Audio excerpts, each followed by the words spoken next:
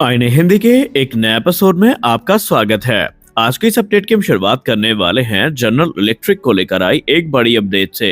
लेकिन अनफॉर्चुनेटली ये अपडेट खुश करने वाली बिल्कुल भी नहीं है, क्योंकि इस रिपोर्ट में हम मुख्यतः बात करने वाले हैं एक ऐसे खबर के बारे में जो कि भारत के जो डिफेंस एंथुजियास्ट है, डिफेंस लवर्स हैं, उनको काफी निराश कर सकती है। हम सबको काफी बेसब्री से जो F404 इंजन है इनकी डिलीवरी का इंतजार था, और जनरल इलेक्ट्रिक की तरफ से जो चीजें इंगित करी गई थी उनमें कहा गया था कि ये इंजन मुख्यतः भारतीय वायुसेना को या यूं कह ले हिंदुस्तान एरोनॉटिक्स लिमिटेड को ये वर्ष खत्म होने से पहले ही मिल जाएगा। लेकिन अनफॉर्चुनेटली इसमें एक और डिले लिस्ट हो चुकी है।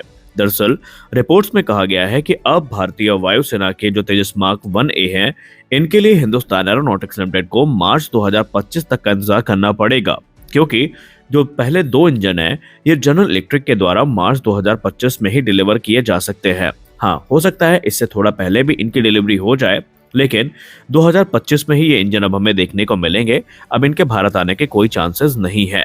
रिपोर्ट्स में यह भी कहा जा रहा है कि सप्लाई चेन इश्यूज से न सिर्फ इंजन प्रोडक्शन प्रभावित हुआ है, बल्कि पूरी तरीके से भारतीय वायुसेना की जो कॉम्बैट कैपेबिलिटी है वो अधर में लटकती नजर आ रही है।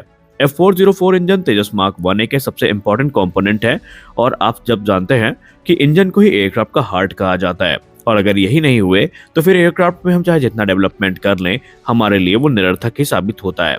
और ये माना गया था कि पहला इंजन मार्च 2024 में डिलीवर किया जाएगा, लेकिन सप्लाई चेन इश्यूज के चलते जनरल इलेक्ट्रिक ये काम नहीं कर पाई है, और अभी तक ये इश्यूज रिजॉल्व नहीं हुए हैं।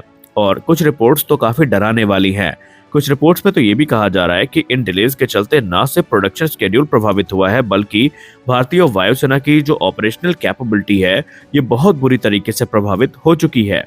तेजस मार्क 1A भारत की रणनीति का सबसे अहम एयरक्राफ्ट है, क्योंकि इसको लेकर हम ये मान के चल रहे थे कि 2024 से ही ये एयरक्राफ्ट पूरी तरीके से MiG-21 को रिप्लेस कर देगा, और जो पुराने जैगुआर हैं उनको भी इससे रिप्लेस कर दिया जाएगा। लेकिन हमारा प्रोग्राम अभी तक प्रैक्टिकली इम्प्लीमेंट हो ही नहीं पाया है, क्योंकि ये एयरक्राफ्ट हमें मिले ही नहीं है, और जो चीजें हम 2024 को लेकर मान रहे थे कि हम कर लेंगे वो 2026 तक अब लटक चुकी हैं। और मामले की गंभीरता का अंदाजा आप इसी से लगा सकते हैं कि भारतीय वायुसेना जो ये प्लान कर रही थी कि 2025 मार्च से पहले MiG-21 को पूरी तरीके से भारतीय वायुसेना से डिकमीशन कर दिया जाएगा, अब वो एयरक्राफ्ट हमें 2025 के अंत तक देखने को मिल सकते हैं।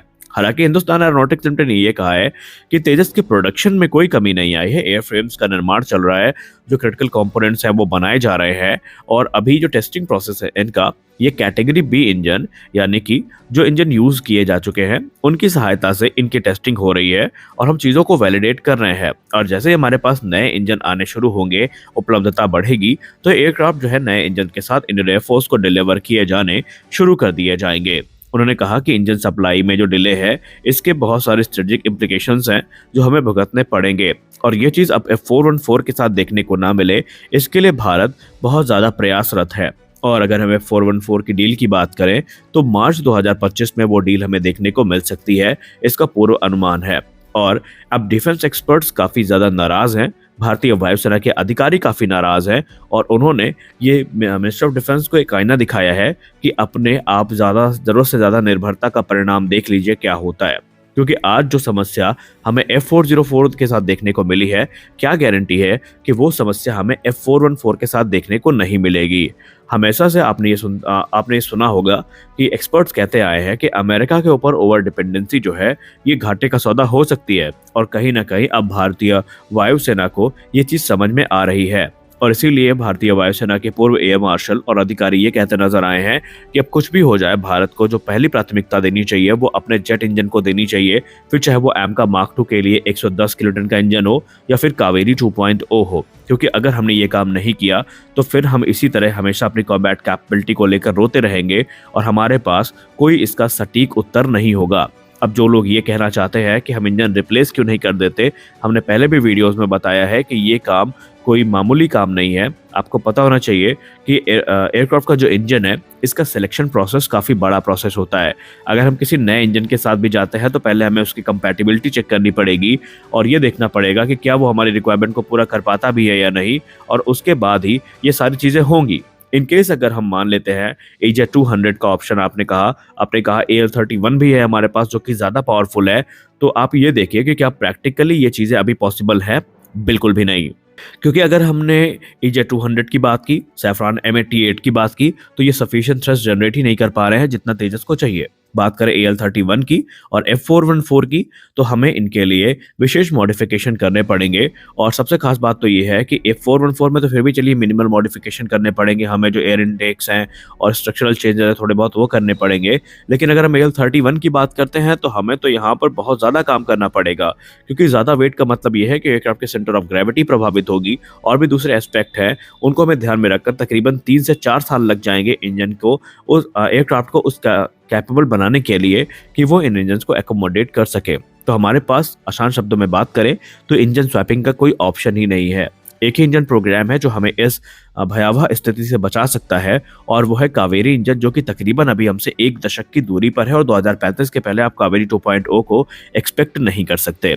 आपको क्या लगता है, क्या भारत को ओवर डिपेंडेंसी अब भारी पड़ रही है? और आपके हिसाब से क्या ऐसे ऑप्शन हो सकते हैं? ऐसा कौन सा रास्ता हो सकता है जिसको अपना करके भारतीय वायुसेना इस बड़े संकट से बच सकती है? आप अपनी राय कमेंट सेक्शन में जरूर दीजिए। अगली रिपोर्ट में हम बात करने वाले हैं पाकिस्तान को लेकर के। पाकिस्तान चिल्ला चिल्ला के ये कहता आया है कि उसे चाइना से FJFA मिलने वाले हैं, चाइना उनको J-35 देगा जिससे उनकी रिक्वायरमेंट पूरी होंगी। और अब कहीं ना कहीं ये चीजें प्रैक्टिकली पॉसिबल होती नजर आ रही है, क्योंकि Chinese mouthpiece South China Morning Post की तरफ से जो रिपोर्ट सामने आई है उसमें काफी चौंकाने वाले खुलासे किए गए हैं। उन्होंने कहा कि पाकिस्तान के साथ 40 की संख्या में तकरीबन J-35 फाइटर्स को लेकर बातचीत ऑलरेडी चल रही है, और अगर ये चीजें मटेरियलाइज हुई तो पाकिस्तान को 2 से 3 वर्ष के अंदर जो FJFA का एक्सेस है वो मिल जाएगा।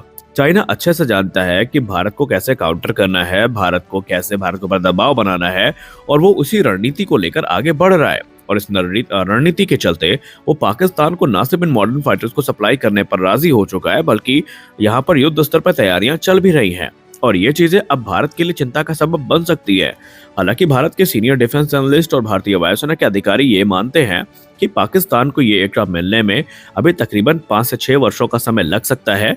और अब क्योंकि हम 2025 में एंटर कर रहे हैं और 5 वर्षों की बात करें तो भारत के पास तेजस मार्क 2 जैसे जो एडवांस फाइटर्स है वो अवेलेबल होने शुरू हो जाएंगे।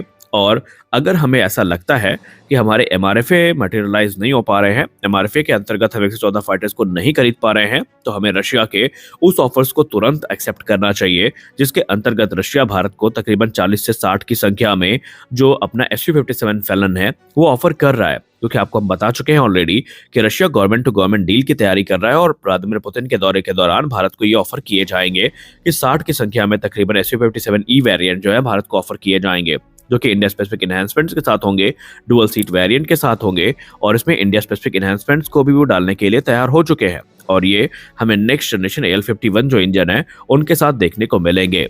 तो यहाँ पर अब देखिए क्या होता है। फिलहाल चाहिए तो भारत को यही कि अब MRFA को छोड़ करके सीधा FJFA पर स्विच किया जाए ताकि भारतीय वायुसेना की रिक्वायरमेंट पूरी हो सके। तो आज के इस वीडियो में बस इतना ही। मिलते हैं अगले वीडियो में कुछ और अपडेट्स के साथ, तब तक के लिए जय हिंद।